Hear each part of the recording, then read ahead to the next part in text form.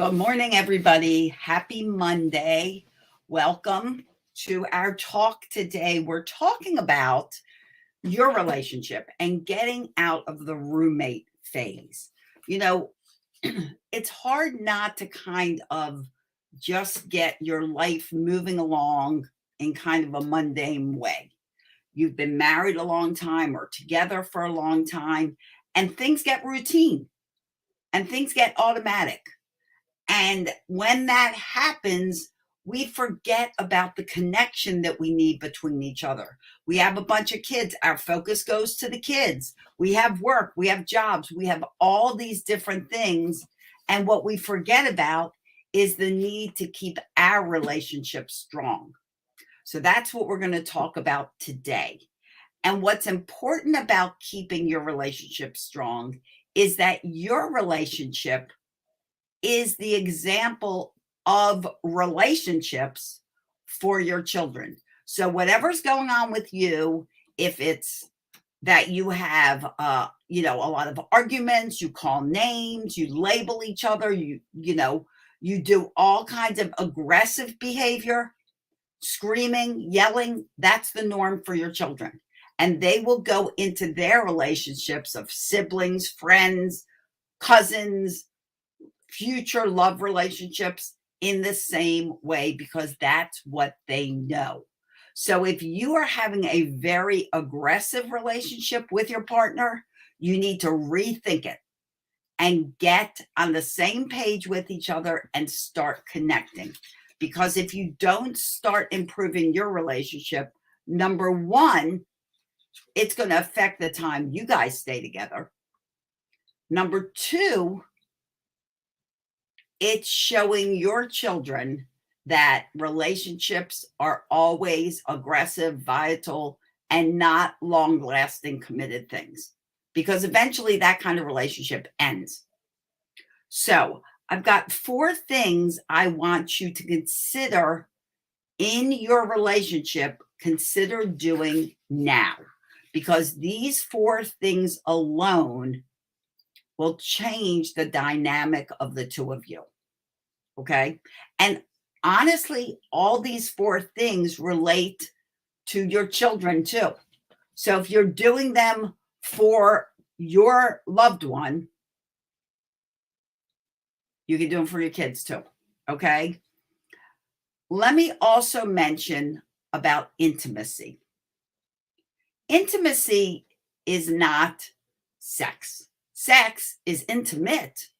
But true intimacy is the connection, that really soulful connection between you and your partner.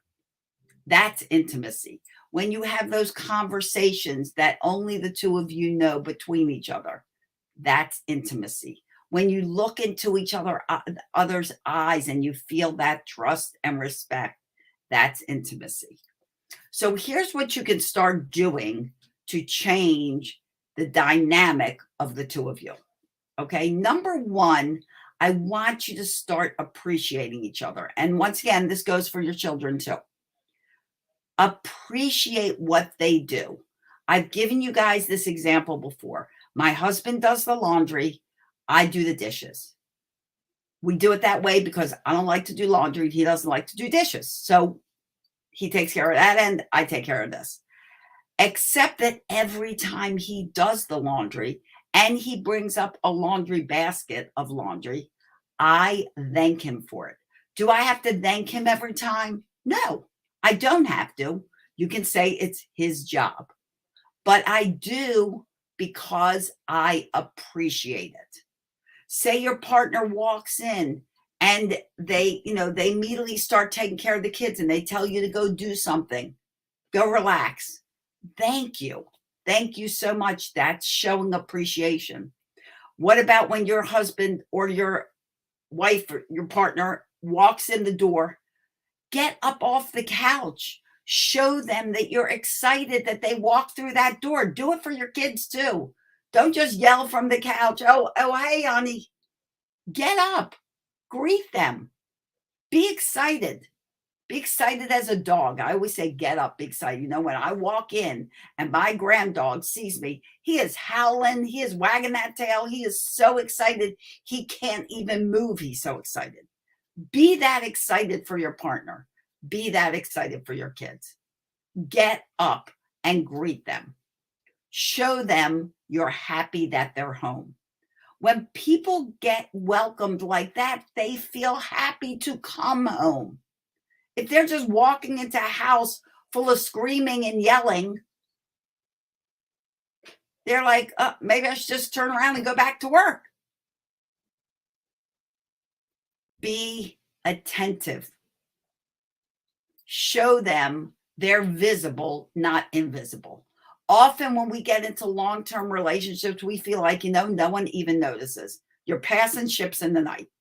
I'm going out, he's coming in. We don't even say goodbye. Good night, honey. And they're already upstairs. It's just like roommates. That's what roommates do. You have to change it. And the first step in changing it is noticing they're there and being attentive to them being there and being appreciative for all the things they do to contribute to the relationship. When someone feels appreciated, they feel loved and wanted. Okay, number 2, your communication. You have to communicate to each other. You have to talk. You have to watch the way you say things. You have to watch your words. Don't be just cussing and yelling. Nobody wants to be around somebody cussing and yelling all the time. Speak kindly. Use your manners. I don't care how long you've been married. Use your manners. I always use my manners. When I'm talking to my husband, when I'm talking to my kids, I always use my manners. You never get too old to use your manners. And if you want well-mannered children, guess what? They have to come from well-mannered adults. So use your manners, smile, hi Anapan, be kind, and talk to each other. Find something to talk about. When you say hello, how was your day? Be genuinely interested. Part of talking to each other is becoming a good listener. The best listeners are the best communicators. So listen, when your partner starts talking, listen. Don't interrupt. Don't judge. Don't criticize. Actually listen. Don't do that one-up thing. Oh, well, you're not feeling well. Well, you should have seen the day I had. No, you don't need to one-up to each other. This is not a competition. This is a partnership. Don't be a parent, be a partner. That's really important. Do not parent your partner. You are equal grounds here. You have something to talk about it respectfully. And you know, it's a great way to talk, whether you're talking with your partner or with your children, is to sandwich your comments. What does that mean? Bread, meat, bread. The bread are compliments. The meat is whatever you want to talk about. When you compliment someone first, you raise the dopamine in their brain. They don't get defensive. If you say something, honey, we need to talk, immediately they're like, oh crap, I'm in trouble. Your partner should never feel like they're in trouble. You're not their parent. Don't be their parent. It's a quick way to kill a relationship. Okay, dates. Make sure the two of you are spending time together. Do stuff you love together. My husband loves to golf. I don't love to golf, so I don't golf with him. But we love seeing shows, so we go to shows together. We love eating at nice restaurants. We go eat at nice restaurants. We do things we like to do together. And the things we're not so crazy about doing together, we do on our own. Remember, you're not married to a duplicate person of you. You're married to someone else who needs also their individual time to be respected. It's two great individuals joining forces. So allow for individuality while you allow for your couple's time. Enjoy the things you like and don't get mad at your partner because they like something different. Let them do that. You do what you like to do when they're not around, when you're just you. Take time for you, take time for each other. Okay. And the last thing I want to tell you, because I have a client coming up soon, is to connect in any way you can. If you're telling me that, we just don't talk, there's nothing we have in common. Nothing.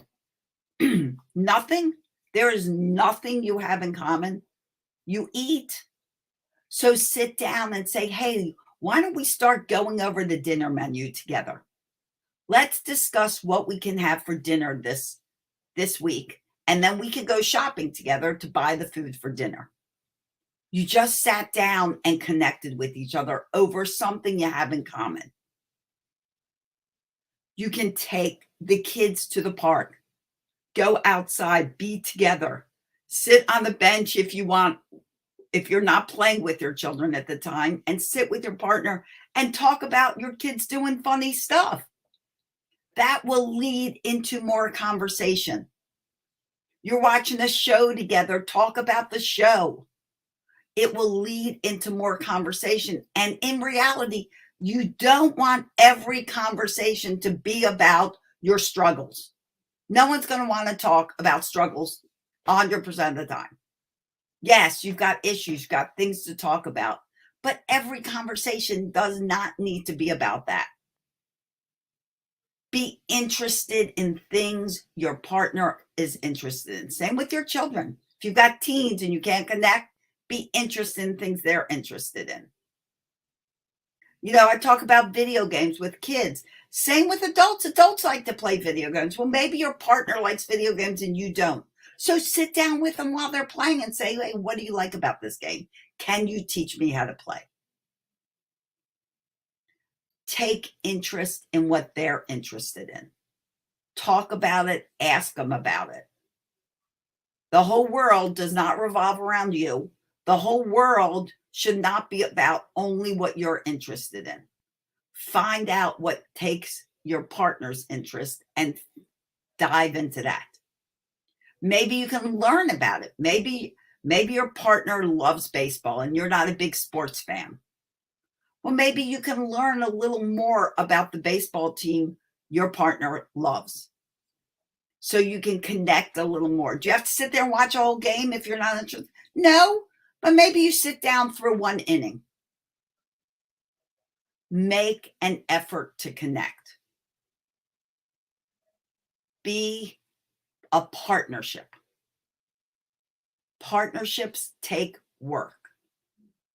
My husband and I have been married over 27 years. We'll be 28 years this year.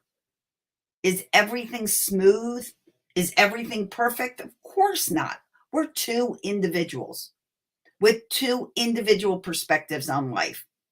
But one thing that is always consistent in that 27 years is I have always felt supported. I have always felt appreciated. And I have never felt invisible. Never. We each make an effort to notice that the other one's there. We each make an effort to spend a little positive connection every day. But we also do things that we each like to do. He likes to build these incredible wooden kits. He loves that. Do I sit there and do it with him? No, he does it on his time. I'm working on my business here. I'm going live. I'm doing something like that. I might be out in the yard. We might be planning things together. There's any number of things that you can find connection, but you can also stay an individual for. Okay? So appreciate your partner. Start communicating with them kindly, with respect. Go on some date nights together. Enjoy each other's company. I always say with a date night, you can pick a date night like Thursday night and say, okay, I have 2 kids at home and us. So one night, me and my daughter are going out, and you and our son go out.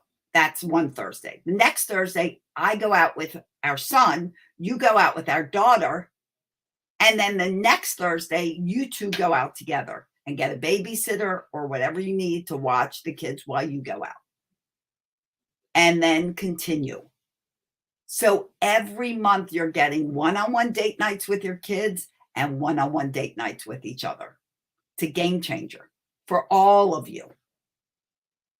And connect on common ground. Make some family time, fun time, game nights for all of you. Could have breakfast for dinner. You can have pajama days. You could have camping, parks, hiking. Do stuff you like to do as a family. Do stuff you like to do as a couple. Reconnect. It's worth it. I'm telling you guys. And the last thing I'll advise you is if you need help, reach out. I am not just a family coach. I'm a relationship coach. I work with a lot of couples on their relationship. In fact, the couple I have right after this live, I am hired for their relationship. I do help with their family, but the majority of the work is with the two of them. So reach out if you want help. We could set up a call together. Go to talkwithcelia.com, set up an appointment, and we'll talk together and see where we can go to take the next step to help you guys. You guys fell in love at some point of time, and it's not always greener on the other side. You can be like, oh, this one I can't deal with it anymore. There's someone out there better. There's someone out there. They may be better. They may not be better. Everybody's got their own baggage. You guys have kids together, but please don't stay together for the kids. That is not what I'm teaching here. What I'm teaching here is to improve the two of you. Okay? If you have any questions, let me know. If this helped, then put one of these things in practice. Even if all you do today is greet that partner when they walk through the door and say, honey, I'm so happy you're home. And then they do something, appreciate it. Thank you so much for doing those dishes. I really appreciate it. Those two things are game changers. Okay, guys.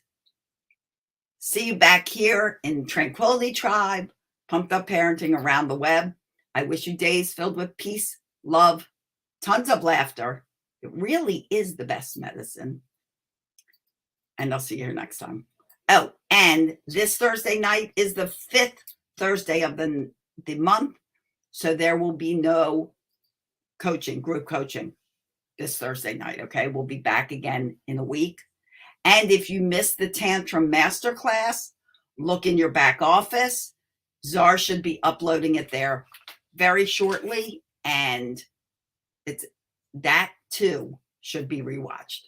Okay. Talk to you guys later. Thanks for joining me. Bye-bye, everyone.